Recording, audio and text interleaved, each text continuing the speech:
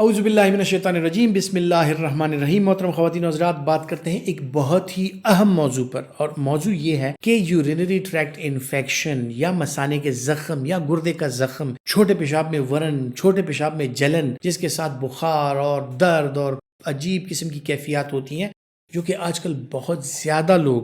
خصوصاً بچے، جو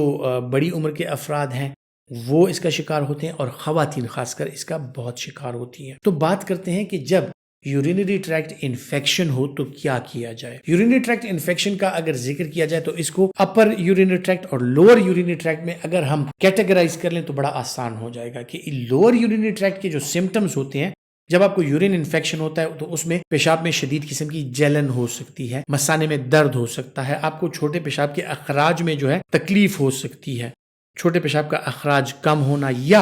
بعض اوقات اسی انفیکشن کی وجہ سے چھوٹے پیشاب کا اخراج جو ہے وہ بے قابو ہو سکتا ہے، یعنی آپ کا پیشاب آپ سے بے قابو ہو جاتا ہے۔ پھر یوریتھرا یعنی مثانہ، اور پھر اس سے اوپر آ کے جناب آ جاتا ہے آپ کا یورینری بلیڈر، جس میں جناب ہوتا ہے سسٹائٹس۔ جب بلیڈر کا انفیکشن یا انفلیمیشن ہوتا ہے اس کو کہا جاتا ہے سسٹائٹس، جو کہ سب سے کامن ہے خصوصاً بچوں میں اور خواتین میں۔ سب سے کامن یورینری ٹریکٹ انفیکشن کا جو سیگمنٹ ہے وہ سسٹائٹس کا ہے۔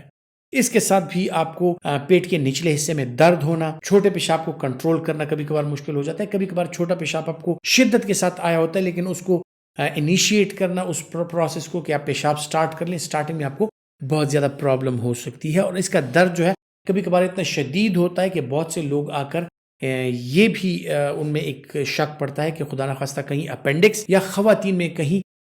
جو اوویرین سسٹ ہوتا ہے اس کی پرابلم نہ ہو۔ یہ پھر الٹرا ساؤنڈ سے اور آپ کے مختلف قسم کے جو ٹیسٹ کرائے جاتے ہیں اس سے پتہ چل جاتا ہے، اور ڈاکٹر کو کلینکلی اندازہ ہو جاتا ہے معائنے کے بعد کہ آپ کو سسٹائٹس ہے یا اور اس طرح کے مسائل ہیں۔ پھر تھوڑا سا اوپر جاتے ہیں جناب، آ جاتی ہیں جو نلیاں ہوتی ہیں، گردے سے آتی ہیں بلیڈر کی طرف اور پھر مثانے کی طرف، ان نلیوں کو یوریٹرز کہا جاتا ہے۔ اب یوریٹر میں کبھی کبھار سٹون کی وجہ سے، کنکریشن کی وجہ سے، ریت کی وجہ سے ورم آ جاتا ہے، زخم آ جاتا ہے، کہیں سٹون پاس ہو جاتا ہے، تو اس میں جو یوریٹیرک کولک ہوتا ہے وہ سب سے شدید قسم کا درد ہوتا ہے۔ وہ آپ کو ایک سائڈ پہ یا دونوں سائڈ پہ محسوس ہو سکتا ہے، اور خصوصاً جب کبھی چھوٹی سی پتھری گردے سے گرتی ہے، یوریٹر میں آتی ہے، اٹک جاتی ہے، پھنس جاتی ہے، اس کا درد جو ہے وہ سب سے شدید ہو سکتا ہے۔ تھوڑا سا اوپر جائیں، جو اپر یورینری ٹریکٹ ہے، اس میں آپ کا گردہ اور کلیکٹنگ سسٹم، جسے رینل پیلوس کہا جاتا ہے، یہ آپ کے جو یورینری ٹریکٹ ہے اس کا اپر پارٹ ہے۔ تو گردے میں ورم، زخم یا پتھری ہونا یا مختلف قسم کی بیماریاں ہونا، یہ ایک نارمل امر ہے جو کہ بہت سے لوگوں میں ہوتا ہے، اور خصوصاً جن لوگوں میں رینل سٹونز ہوتی ہیں ان لوگوں میں بار بار ہو رہا ہوتا ہے، تو ایسے لوگوں میں یہ اپر یورینری ٹریکٹ انفیکشن ہوتا ہے۔ اور کبھی کبھار یہاں پر جو پس بن جاتی ہے، پیپ بن جاتی ہے، اس کو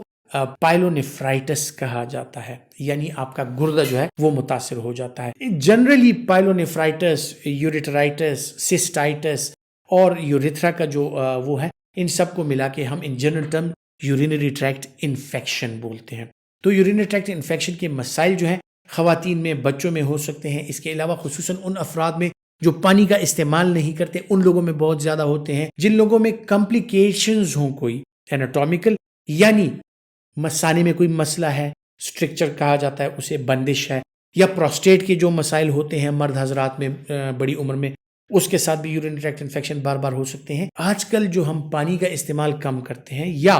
مشروبات ایسی ہیں کہ جن میں آرٹیفیشل کلرز اور آرٹیفیشل فلیورز پائے جاتے ہیں، جو جا کر ہمارے مثانے میں جب وہ جمع ہوتی ہیں، یورینری بلیڈر میں جب یورین جمع ہوتا ہے، اس میں یہی جو آرٹیفیشل فلیورز اور کلرز ہیں، یہ جا کے وہاں پر آپ کے بلیڈر وال کو ایریٹیٹ کرتی ہیں، اور اس کی وجہ سے وہاں پر ورم بن جاتا ہے، جسے کیمیکل سسٹائٹس کہا جاتا ہے۔ اور پھر اسی طرح، میں نے ذکر کیا کہ پانی نہ پینے کے سبب جو گردوں میں پتھریاں بنتی ہیں یا گردوں میں انفیکشن ہوتا ہے، یا پھر جو سب سے ایک اہم چیز ہے وہ ہے جناب جو سیف سیکشول پریکٹسز نہیں ہوتی، جو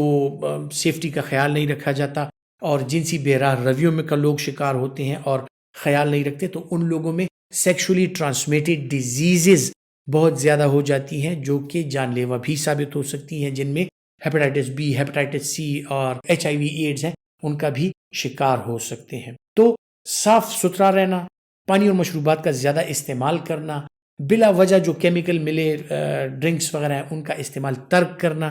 اور اپنی صحت کا خیال رکھنا جو ہے، یہ آپ کو جو یورینری ٹریکٹ انفیکشن ہے، گردے اور مثانے کے انفیکشن ہے، ان سے آپ کو نجات دلا سکتا ہے۔ آج میں آپ کو بتاتا ہوں کہ اگر یورینری ٹریکٹ انفیکشنز ہو جائیں تو اس کے لیے آپ کو کرنا کیا چاہیے، اس کے لیے کون سی دوائیاں ہیں جو ہم استعمال کرتے ہیں۔ تو سب سے سائنٹیفک اپروچ جو ہے وہ یہ ہے کہ اگر ہمارا پیشنٹ ہمارے پاس آتا ہے اور اسے یورینری ٹریکٹ انفیکشن ہے،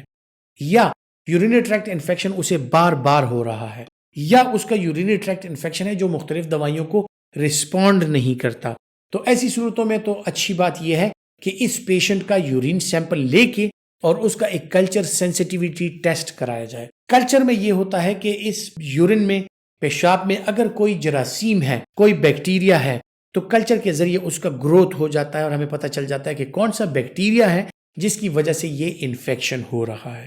اور سینسیٹیوٹی میں پھر یہ ہوتا ہے کہ مختلف قسم کی دوائیاں لیبارٹری میں انہی جرثوموں پر ٹیسٹ کی جاتی ہیں اور آپ کو پتہ چل جاتا ہے کہ یہ جراثیم کس دوائی کے خلاف اس میں مدافعتی نظام ہے، یعنی یہ ریزسٹنٹ ہے، وہ دوائی اس پر کام نہیں کرے گی، اور کون سی دوائی کے خلاف یہ سینسیٹیو ہے، یعنی کون سی دوائی ایسی ہے جو اس کے خلاف کام کرے گی۔ تو یہ سب سے سائنٹیفک اپروچ بن جاتی ہے ایک ڈاکٹر کے لیے بھی، پریکٹیشنرز کے لیے بھی، کہ آپ کو ایک سائنٹیفک پروف مل جاتا ہے، لیبارٹری پروف مل جاتا ہے کہ کون سے جرثومے ہیں اور کون سی دوائی ان پر عمل کرے گی۔ اب ان صورتوں میں جو اینٹی بایوٹکس آج کل استعمال ہو رہی ہیں ان میں زیادہ تر کوئنولونز کا سہارا لیا جاتا ہے۔ کوئنولونز جن میں سپروفلاکساسین، لیووفلاکساسین، موکسی فلاکساسین، جیمی فلاکساسین یہ دوائیاں ہوتی ہیں۔ تو زیادہ تر یورینری ٹریکٹ انفیکشنز جو ہیں اپر یا لوور یورینری ٹریکٹ کے جو ہوتے ہیں ان میں زیادہ تر جو